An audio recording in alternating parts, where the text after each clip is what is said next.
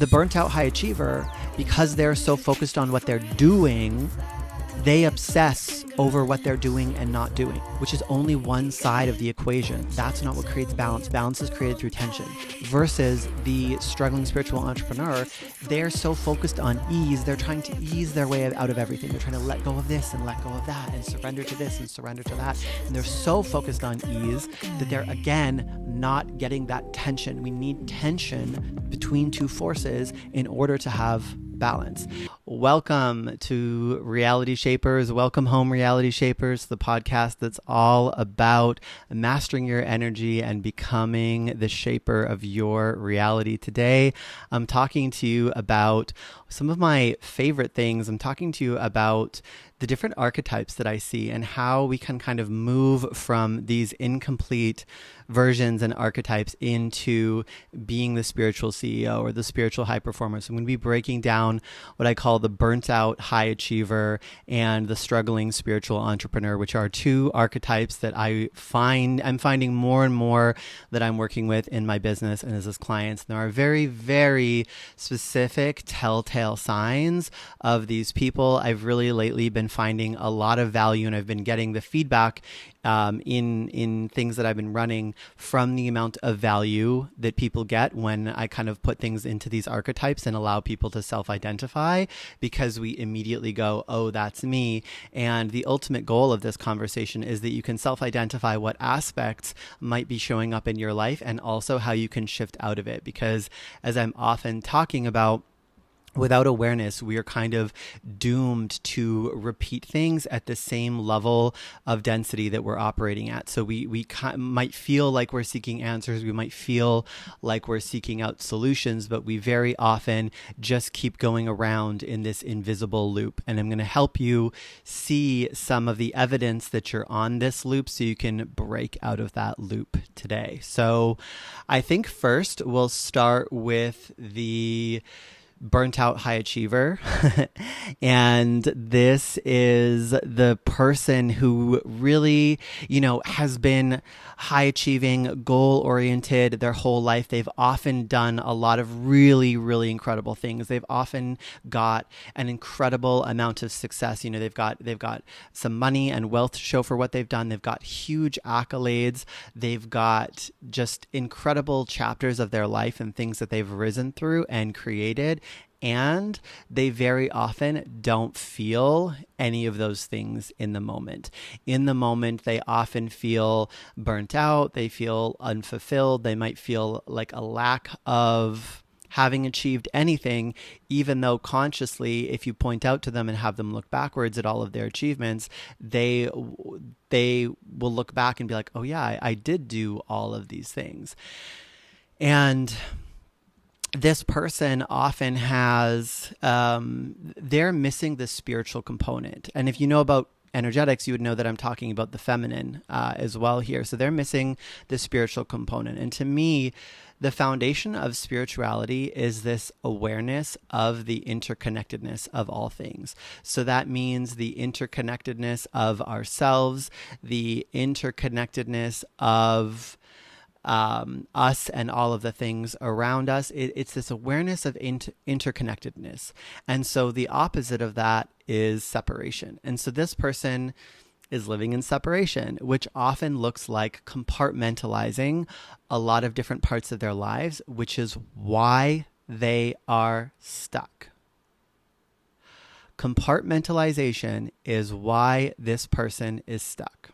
Okay, so when I meet this person, they're very often, because they're so goal-oriented and mission-oriented, they're very often working on creating the next wave of success in their life, but they're using the same tools that they've used in the past. So hard work, grinding, pedal to the metal, get into this season of whatever, and they're pushing, grinding, trying to get to that next season using the same tools that got them to where they are. And this is the very reason that they're spinning the wheels. I literally feel like this person often feels to me like a Jeep in the mud. Like the gas pedal is on full, the wheels are spinning, they're, full acceleration, but they're not going anywhere. And this is where this like mental feeling like you're on, a hamster on a wheel, feeling like you're stuck in the rat race, where all of this comes from is because we are one whole, one being, and we can only get so far while we're just pouring our energy into one area of our life. And then it becomes, I link it to universal laws, and it becomes more about what you're a match for. And you can't become a match for the next thing while you're still compartmentalizing certain areas of your life. So I'll give you an example. I had this client, I'll never forget this first time I really witnessed this land within someone.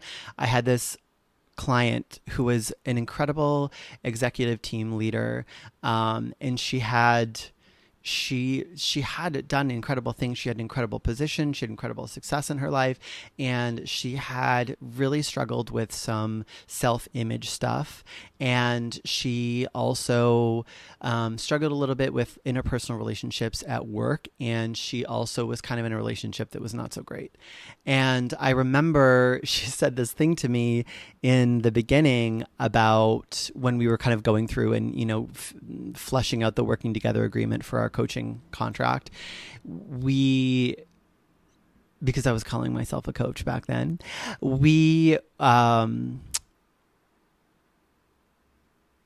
she said this thing to me, which was, I just really want to focus on the personal stuff, and I'm not really worried about work. Like, work is good. And later, if we have time for that, then maybe we can work on that a little bit at the end, kind of thing. And I remember just laughing to myself about what a funny idea that was, at those things being separate. But I never said anything to her about that because, I knew that she wasn't ready to receive that yet. And as we did this work, we did hypnotherapy, we did unconscious work, we did self-esteem work, and I watched her really blossom. She blossomed in so many ways. It was so beautiful and so incredible. And I remember later in the journey when she's because there's always a ripple effect, right? Like, that's the beautiful thing about when we really truly do this inner work, is there's a ripple effect to all these different aspects of our lives. And, one of the things that happened is that she ended up becoming more of a leader in the workplace, and all of her work relationships got better. And she did end up asking me later on, okay, well, everything's good in my life now. I'm having this trouble with, this guy from accounting. Can you talk me through dealing with that? And I was like, absolutely. But this relationship that wasn't good, I could see in the beginning that she probably needed to leave that to become the person she wanted to be. But I never said that. I never influenced that. I never told her that. I just guided her into this more full expression of who she really was, back into her authentic, strong personal power. And she ended up, I remember she said this thing to me, I was like, this guy is so needy. And I was like, oh, really? What a surprise. And then we had this conversation about how she was a match for that in the beginning and why that made sense. But when she shifted, when she grew out of that, she suddenly felt all the contrast of like, oh, this isn't actually for me. And I don't even know why I needed this. This is a drain on my energy. And then I remember her laughing with me about how kind of silly it was, this idea that she had of, the personal and the professional being separate. I remember in her exit interview, she said this thing, she literally laughed, and she was like, remember when I said, that I wanted to work on the personal, as if the personal and the professional were separate. And we laughed about that, but I never told her that. I never told her that in that whole journey. She just realized as we worked on all this stuff she had been avoiding, and then her whole world started to improve. And so, our ability to show up in relationships, which is a reflection of our relationship with ourselves, has a huge impact on our ability to achieve our goals, has a huge impact on our ability to create the things that we want to create in life. And we're only a match for a certain kind of person as long as we're compartmentalizing. And I see this person all the time who looks great on the surface. Very often, I hate to say this, but I'm just going to say it like it is. Very often this person is faking it to some degree. And what I mean by that is, they're showing up on social media, or, at least socially on the surface, it looks like they have a perfect life, but behind the scenes, there's all of this stress in their marriage or in their relationships.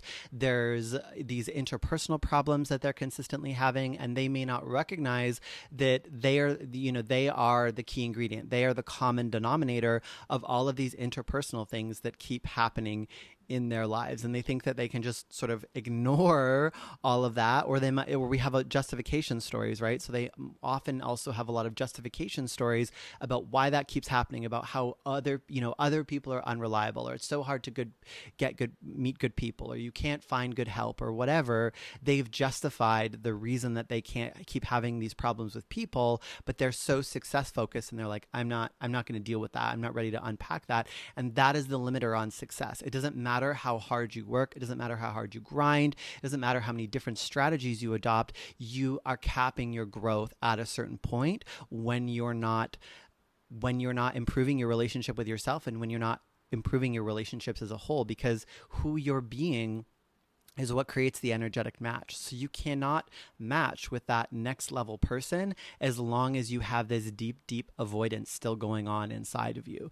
And I have another kind of friend and colleague who is incredibly successful, has built, multiple multi-million-dollar businesses. And we used to have these conversations about team and about people. And she would, say these things to me about, oh, it's really hard to find good people and good help. And I'm constantly let down by people. And it's so frustrating, like, da-da-da. And I was like, oh yeah, people are such a problem. And I had kind of started to suspect, after observing her for a while, that maybe she had a role in this. And of course, the thing is, we always have a role in this. But I ended up doing some work for her, and I remember the communication was not great. And then she got mad at me about something, and she treated me like an absolute piece of garbage. Like, I was shocked to the core by this behavior. And I immediately knew, well, first of all, I was like, I will never work with you again. And second of all, I immediately knew this is why you're capped in your growth, because this is how you're handling conflict in relationships. And so the kind of person that you can call in is so limited, because anybody that has a certain level of self-respect will not take that kind of behavior. And this is kind of an extreme example, but these are the kind of blind spots that we might have. And also, I want to mention too, a trap that we can fall into here is, I talk about this a lot in my work, is we often trade what I would call the reactive nature of something for the repressive nature. And so I'll give you the example of anger and reactivity. So a lot of people will maybe recognize this kind of behavioral pattern and go, oh, I'm lashing out at people. I'm showing up and behaving in this way that is not great. Maybe the HR department gets involved in a workplace. And so we go to these communication classes, let's say, and we learn to breathe through our anger, and we learn to not react, but we don't learn to respond. And because the problem, air quotes, is anger, the solution becomes not anger. And so this person becomes fixated on just not getting angry, right? And so what happens is that they see that as the end goal. And so they might do all this leadership stuff and learn all these communication skills with the end goal of not getting angry. Well, very often when that happens, what happens is this person goes from being reactive and angry to being a people pleaser. And they become a people pleaser because the only way that they know how to not get angry now is to suppress their anger, is to breathe through it, and to not fully voice their need or whatever the communication is. So they've traded the reactive nature for the repressive nature. And I particularly see in this archetype, the burnt out high achiever, that they do this in so many areas of their lives. And they're so focused on the work, on the doing, that they create this illusion in their mind that they're moving forward and that they're growing, when they're actually just have all of these different things. Might be with relationships, might be with money, might be with their health, might be with all kinds of different things about how they show up, how they manage their time, where they're just flipping these switches back and forth between the reactive nature and the repressive nature. And they're convincing themselves that that's growth, but it's not. It's just flipping all of these things. It makes me think of epigenetics, right? Genes that are these keys that get flipped on and off. They're just flipping these things back and forth between reactive and repressive, reactive, repressive, and they don't understand where they're not actually moving forward. And this is where bringing in more of that spiritual component, the understanding of the interconnectedness of all things, the understanding of my personal energy field and how it influences how I show up in the world and how the world responds to me is everything.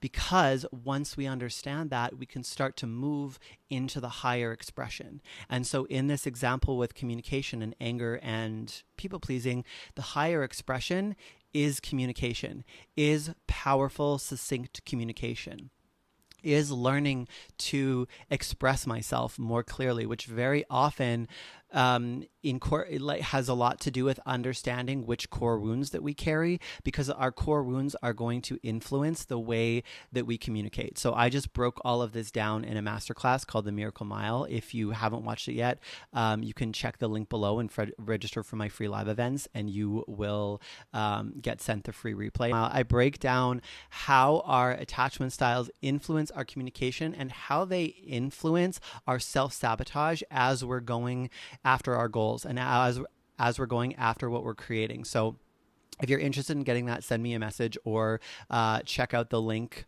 in my bio, the link below this video, and you can register for my free masterclasses and you will get sent a copy of that. So looking at the burnt out high achiever as a whole, hopefully you can start to understand that this person is often not solving their problem because they're seeking from this place of doing. They're seeking from this place of pushing. They're seeking everything in the masculine, in the outer world, and the problems that they have are in the inner. They need to learn to be a higher frequency expression of themselves, to change their energy field, to literally understand where the blocks are in their energy system, which are going to show up as unconscious and subconscious beliefs and programs that are sabotaging their success, and release that so they can move into a higher expression of themselves. And so I kind of talked about justification lies already, but some of the beliefs this person will have that will be sabotaging them are a belief that, it's a time management thing, or that it's other people, or that they just have to push harder. And that's because these are their tools from the past, and this is not going to help them move into the next version of their success. They really have to understand some of these more feminine tools and I mean feminine in the energetic sense, in the who they're being. Okay. The next archetype I see a lot of is what I would call the struggling spiritual entrepreneur.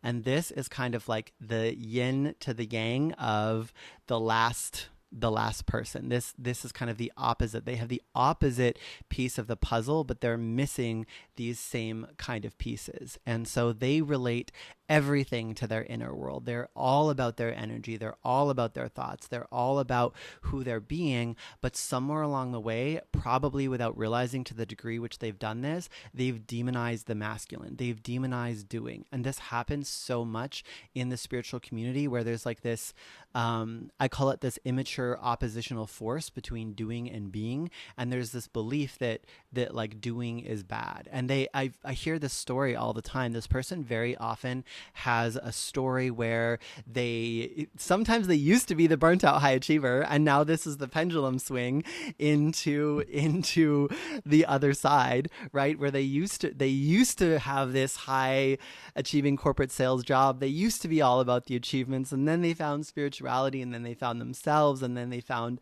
the power of being, and they're all about being and feminine flow and lean back and goddess energy.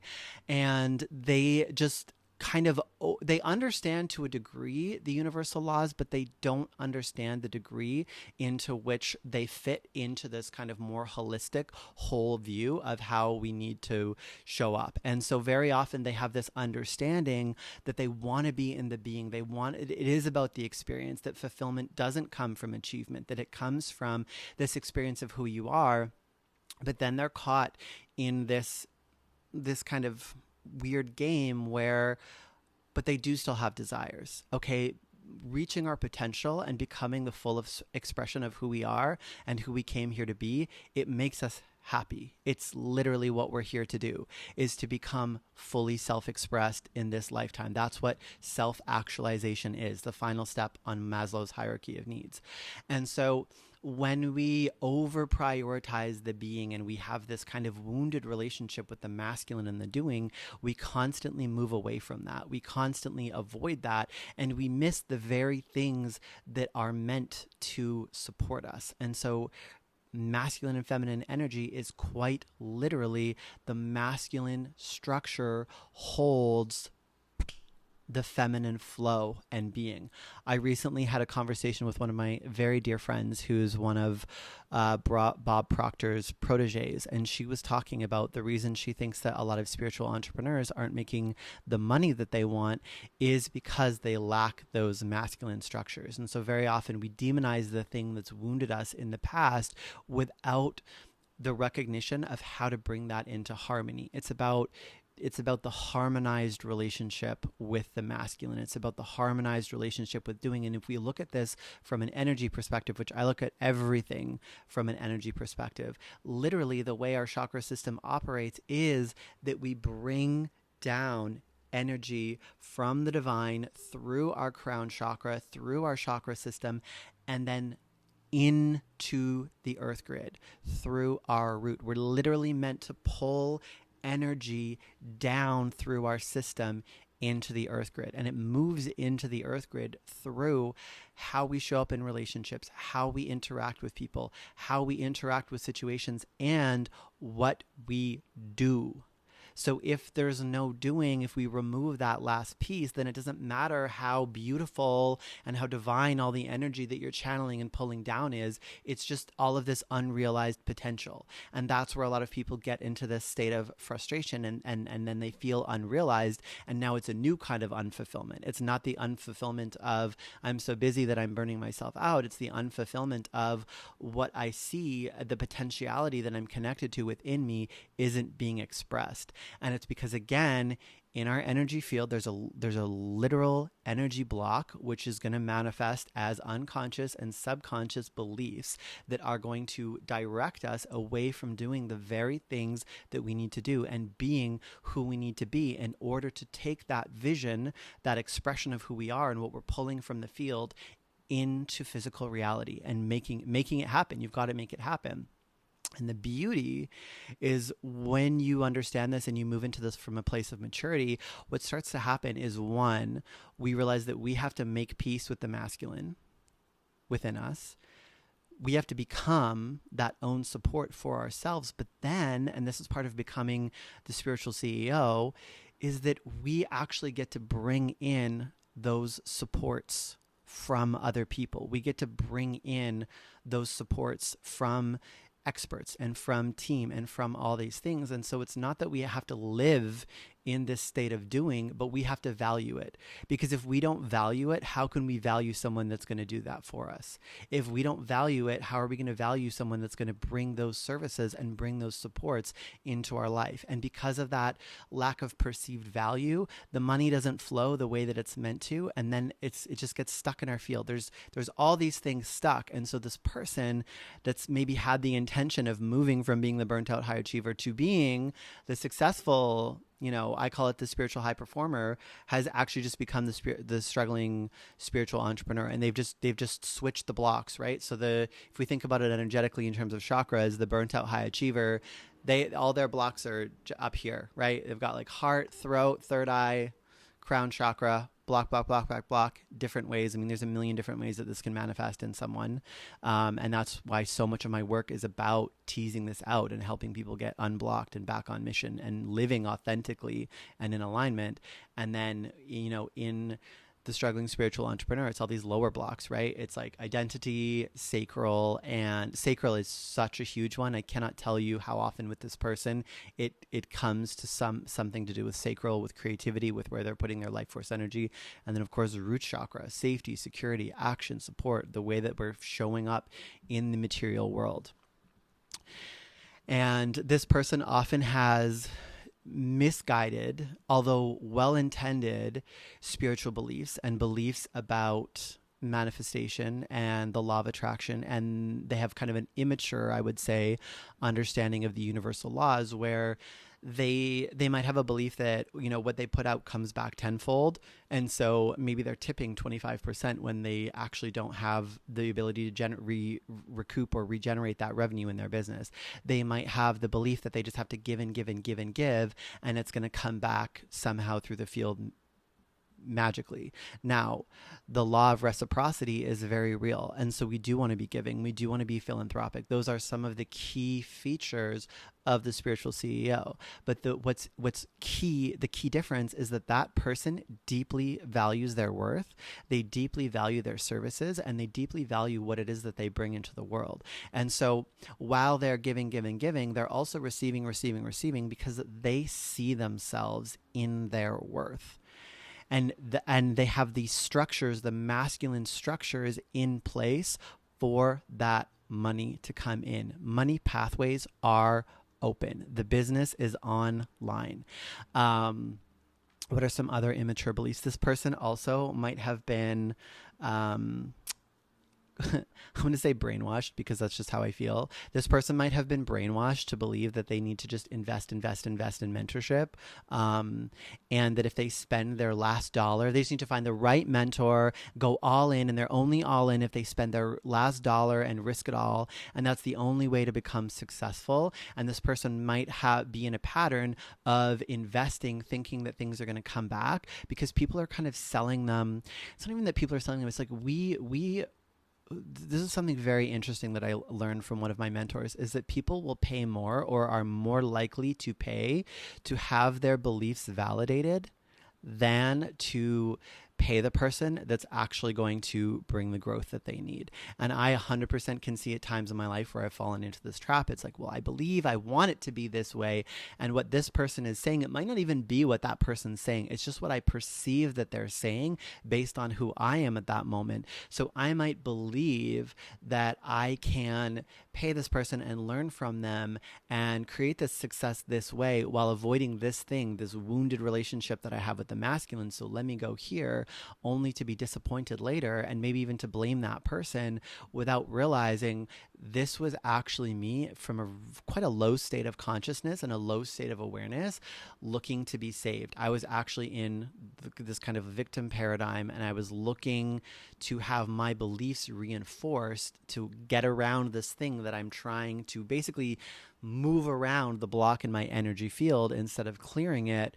And so I just, no matter what I do again, I end up in the same place. And so I hope you can see both these archetypes, how they get stuck on this loop, where they're trying to do the things that they know to do, but they're not actually moving forward in their life. And it's because everything that they're doing is on this same density of consciousness, right? And so I would say the burnt out high achiever, because they're less aware of this stuff, they're often trading the reactive nature and the repressive nature of things. The struggling spiritual entrepreneur, they have a more awareness of that, so they're less likely to be so easily trading reactive and repressive nature of things. But the two things that they're doing is that they're being run by their justification stories. They don't realize where they've taken on beliefs that are actually justifications of their wounds and of their blocks. And so now they think that they're expressing themselves more highly, but they're actually just navigating life in a way that moves energy around their blocks without actually clearing those blocks. And if we don't clear those blocks, no matter how much we do, how much we try to think positively or raise our frequency or take all this action or do all these things, we're not actually going to be able to get to the next expression of ourselves, which is going to be the version of us that's going to be the match and that's going to co-create the level of success and all of the beautiful things that we desire in our lives. So, I'm like, do I have one more point here? Oh yeah, and this person very often also has overly associated who they are with the result that they have. So they'll have this belief of like, well, if I was a better person, I'd be more successful. If I was more in my power, I'd be more successful. If I was more positive or something, I would be more successful. And you've got to be really careful about these kind of beliefs, because the subconscious loves what I like to call baby logic. And so baby logic is this very simple, if this, then that logic. And all of that baby logic gets read backwards. It's the mind. It's kind of like, I don't know, like an old VCR or something. Like, it can be played both ways. And that's what the mind does. We consciously only play it in one direction, right? But our mind is playing it in both directions. So if we believe being a better person will make us more money, then the reverse of that belief is, if we don't have more money, we must not be a good person. If we believe that being more in our power would make us more money, then if we don't have more money, that must mean that we're not in our power. It's like, that could go on for this forever. Like, if we believe that people who are wealthy are bad, then it's like, don't become wealthy because you don't want to be bad. And this again links to our core wounds, and our subconscious and unconscious does all these dances, which are really just a manifestation of what's going on in our energy field. But none of that is true. None of that is true. And you simply just have to look around the world. There are people that aren't good people that are making lots of money. There are people that are all kinds of things. Whatever you believe, there's many people that are the exception to that rule. And a lot of people, my dog's trying to ruin my light. A lot of people who have been in the spiritual world and have had a lot of spiritual mentorship have these beliefs that are not supportive, where they don't realize it, but because of what they've taken on, they've started to believe things that are disempowering them. And they've either been gaslit and are now gaslighting themselves to believe that it's because they're not more in their power, because they're not more this, because they're not more that. It couldn't possibly be because they haven't learned, a proper marketing strategy, or because their mentor normalized this business wound and they took that on as truth and as a teaching, when it was actually a huge justification lie. But anyways, I digress. And one of the reasons these people also don't progress is because they see each other. They're both operating at the same density of consciousness. And so remember what I said earlier, we don't ascend because all the solutions that we look for are on the same density of consciousness that we're operating on. And so the struggling spiritual entrepreneur and the burnt out high achiever, they see each other because they exist on the same density. They exist on the same density as someone who is incomplete, as someone who has part of the puzzle and not all of it. And because it's easier to see things outside of ourselves than inside of ourselves, they see the flaws in the other person, and they see that as the reason to not learn what the other person has. So what I mean by that is that the burnt out high achiever sees the struggling spiritual entrepreneur who's all about love and light and inner work, but like doesn't have the goals that they want. And they go, well, it can't be about love and light and all this inner work because that person's doing that and they don't have what I want.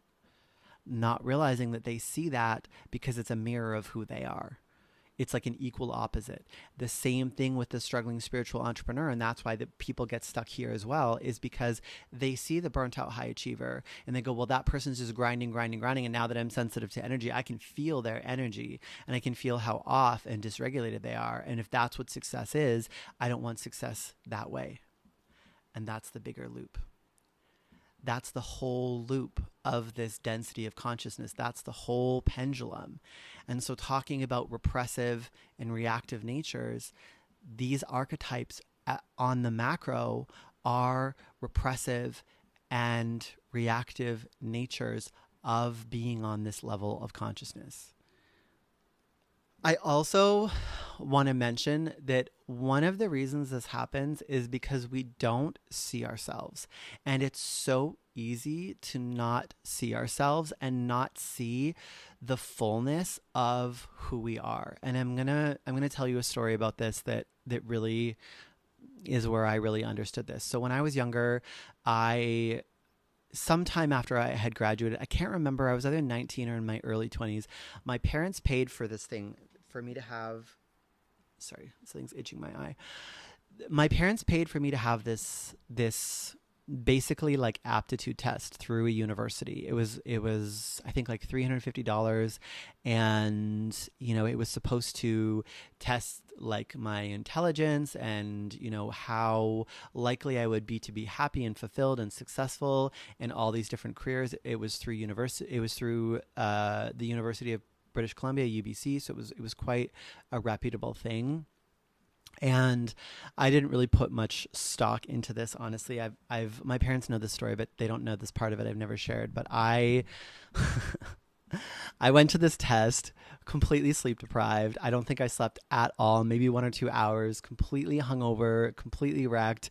I remember getting, a big Starbucks and just going to this test and being like, I don't know what I got myself into, and doing this very, very long test and just kind of feeling like I had no idea, but, just doing it and leaving. And my mom back then really knew that she had to nag me to get me to go to things. So then after you do the test, there's the appointment, and you go back and you speak to this lady, and it's kind of like a career counselor kind of a vibe, but more high end. And I just assumed that it was going to be a bunch of negativity and like, oh, whatever, because I hated school and I avoided school whenever I could. And it's funny because I'd always been reflected in my family and by people that knew me how smart and inquisitive I was, but I did not enjoy school. I didn't do well a lot of the time in school, and so just assumed that it was going to be kind of the same kind of lecture that I would get from school of like, oh, blah, blah, blah, blah, blah, you need to try harder and whatever. And I got there, and this lady was so lit up, and she said, I've been waiting for you to come in. I'm so excited to talk to you about this test. You scored in the top 0.001 percentile of all people that we give this test to. And she basically went through and told me all this stuff. And I remember she really emphasized, she's like, but you are wired for success. Like I remember she kept saying methodical. You're so methodical about how you solved all of these problems, like very high intelligence, very this, very high this, very high that, very high this. And you're probably going to be most fulfilled in these areas, but you're probably going to be very successful no matter what you do. And she was so lit up about it. And I didn't believe her. I didn't believe her. I didn't believe that that was true. Even though I went on to have a lot of success in dance and a lot of things that I did, I really did not believe that until much, much later when I was doing my RTT and my hypnotherapy training. I was getting this reflection of kind of like how skilled I was and how quickly I was picking up the work. And I can't remember how this came about. I know that I was researching a lot of Joe Dispenza and Bruce Lipton at the time, but for some reason I got into looking into geniuses. And basically the cliff notes of what I learned is that people that are gifted or that are brilliant or really good at things, often, unless they're in the right place and someone finds them that really understands who and what they are, they end up having really low self-esteem, really low self-belief, because they don't sort of fit the average. And so in one way or another, there's a bunch of internalized beliefs about how we're not good because when the bar was here or when the test was here, we couldn't do it. And I mean, I look back now, people in my life always comment if they're ever watching me learn something, because a lot of the times I watch videos on double speed and people will be like, how can you understand that person? And I'll say, well, it's on double speed. And they'll be like, well, why? And I'm like, well, because that's the speed that my brain works at. And I feel like listening to people talk in a tutorial at a regular speed, it's like watching paint dry, and it's the reason that I've been able to learn all of these incredible skills in my life so quickly. But the important thing to understand is that I did not believe that for most of my life. I didn't believe that I was smart. I didn't believe that I didn't see myself. And so part of both of these archetypes, the burnt out high achiever and the struggling spiritual entrepreneur, part of their journey is to really deeply see themselves. And in really deeply seeing themselves, they can also see where they're going and who they can be. Thank you, Marita. Where they can be. So the spiritual high performer, as I like to call it, or the spiritual CEO, is this archetype that's complete. They've closed the loop on both of these sides, and they're expressing with the masculine and feminine in harmony. They have an understanding of business. They're really grounded in the practical. They understand how to execute on their visions and their ideas, and they understand the feminine. They're great leaders. They're so great with people. They value their time, and because they value their time, they value money as a resource, and they really value leverage. So they value the ability to leverage what they have in really positive ways that are, you know, conscious and impactful for the planet. Now, this person also has balance in their life, but they have balance in a very different way than the other two archetypes see. So the other two archetypes have this immature relationship with balance where they think that it's about like how much we add or how much we take away, right? Like the burnt out high achiever always, when I start with them, have all these weird beliefs about time management, and they'll be like, well, I need to get back into this habit of doing half an hour in the morning of time blocking, and if I time block every morning and spend all this time on productivity, then I'll be more productive. But they don't, because the value of that half hour is the half hour. And when we add time management systems that take a ton of time out of our day, it's not productive. I'm telling you, the really successful clients that I work with, they don't do things like that. So the spiritual high performer, they have balance through tension, not through adding and subtracting, through tension. If you think about what balance is created through tension. If you think about, I don't know why this is the analogy that came to mind, but if you think about two teams pulling on a rope, doing like a tug of war with a rope, well, it doesn't move as long as they're both pulling equal tension, right? Once one side pulls harder or has more members, they're able to pull the other team over into the mud.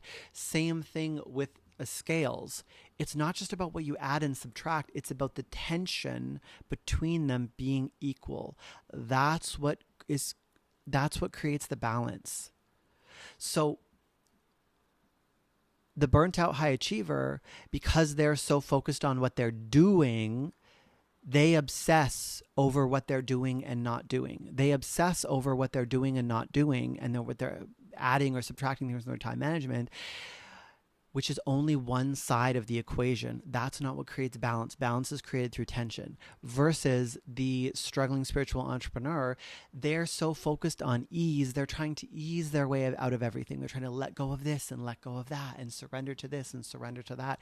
And they're so focused on ease that they're, again, not getting that tension. We need tension between two forces in order to have balance. And so the analogy and story that I like to think of with this is, when I was a choreographer and a dance teacher, a lot of what I learned in my younger years was a lot about muscles. We used to learn about, the hamstrings and how you had to engage them to stay on your legs, and how we had to do a million calf raises to get better at rises. And so you could have a higher, what's called a demi point. And it was this very muscle driven approach. And then as I got older, I started to work with a lot of physiotherapists. And, as I became more world-class at what I did, I got to work with a lot of world-class body workers. And I learned all about the fascial system, which is all the tissue that holds the muscles. And this is our understanding of this, basically human understanding of this has really evolved in the last decade or 2 decades. When we were young, when I was young, they used to think of the fascia as just this thing that you cut through to get to the muscle. And now we know it's one of the most important systems in our body. Our body is made of this series of fascial slings or fascial lines, and we're this network of basically intelligent systems. So something that happens in the heel will also affect your head, because through the superficial back line and the deep front line, our head is connected to our feet. And so that's why you can have, like a fascial adhesion in your left calf, and you'll feel it in your right suboccipital, because it's moving there's this constriction through your whole body. And so as I started to learn about fascia, I started to have this less muscular approach to teaching dance and to dance. And it became more about understanding the fascia and flow and ease, and less about like this clenching. And my dancers started to get longer and leaner and have more beautiful elongated lines, which is really what you want in dance. And these kind of overdeveloped muscles started to go away. And I eventually came across this dance technique method called counter technique, which was like the most genius expression of all of this put together. And so what counter technique was, to just very briefly explain, is this methodology where I would describe it as almost zero effort. And so basically what you would learn to do is to dance and to do all of these big, huge sweeping movements. And you would be able to move bigger than you'd ever moved before, but with almost no effort. So it would be all about how much can I, instead of like lifting my arm and using my shoulder, it would be how much can I lengthen this arm? Like how much can I lengthen this arm, lengthen this arm, lengthen this arm to get this line? And I remember, because I was a little bit older when I started learning this, so my joints and just my body was not what it was when I was 18. It was incredible. I suddenly at 35 could jump higher than I was able to jump when I was 19. I suddenly was able to do things that I hadn't been able to do in years, and with 1/100th of the effort.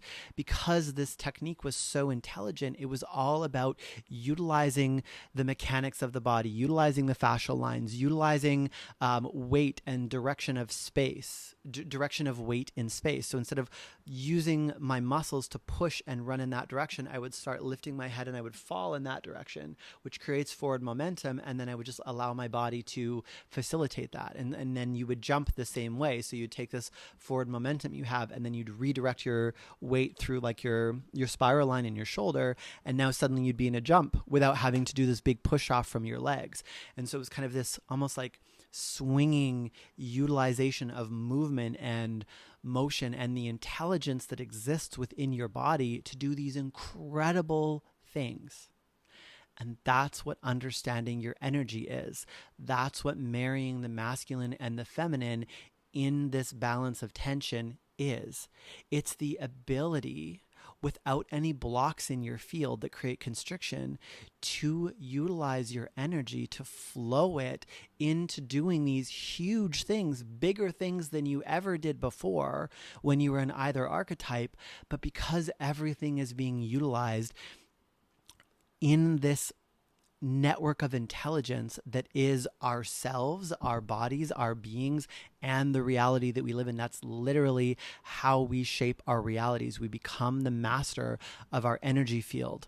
And with the utilization of where we direct that energy and how we calibrate it, we do bigger and bigger and bigger things with less and less effort. And that is what the spiritual high performer, the spiritual CEO, understands and has developed and is continuing to develop mastery in, that these other two archetypes and many others don't understand. And so first, in seeing the wholeness of who we are and in seeing the wholeness of the reality that we're living in, this gives us one of the biggest clues and one of the biggest steps to move into this version of ourselves. And everybody has this. Every single person. If you have the I'm defective core wound, you're telling yourself right now, yeah, but that's not available to me. That's bullshit. That's just a core wound speaking. It's available to you. It is available to every single person. Every single person has the ability to realize this aspect of themselves within them. And no matter how good things are, they can get better. They can get better. They can be more easeful. They can be more enjoyable. You can have a better experience of life while having incredible success. And activating this archetype, this higher expression of who you are, is a huge, huge, huge part of it.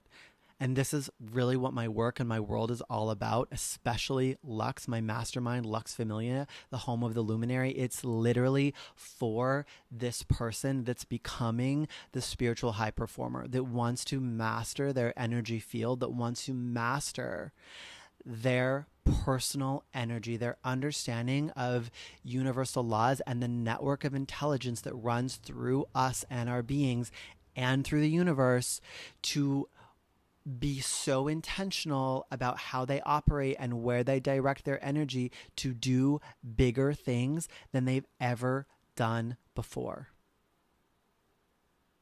This is what Lux is all about. And right now I'm inviting in new members. So if this appeals to you, I invite you to fill out an application, or if calls are available, to book a call and come and speak to me about if you're a good fit for this. I am very particular about who comes into this space because we have to be in this space of growth and expansion and forward momentum. It cannot be for someone who feels like they're really stuck. If you feel like you're stuck, the essence has everything that you need in it to get unstuck and to get back in your magic, should you be the person that chooses to utilize what's there. But for those of you that want to go all the way, for those of you that want to become the spiritual high performer, that want to self-actualize, that want to become the most amazing you in this lifetime, that want to remove everything from your energy field, from your unconscious, from your subconscious that's blocking you from becoming the highest expression of who you are and having a life that is filled with success and fulfillment and just a dance of all the magic and possibilities of what life can be, then I invite you to, this might be your time to become a member of Lux and come home to this beautiful community of spiritual high performers. So thank you so much for joining me today for this beautiful talk. Thank you for joining me today. My name is Michael Edwards. I'm sending you so much love, and bye for now.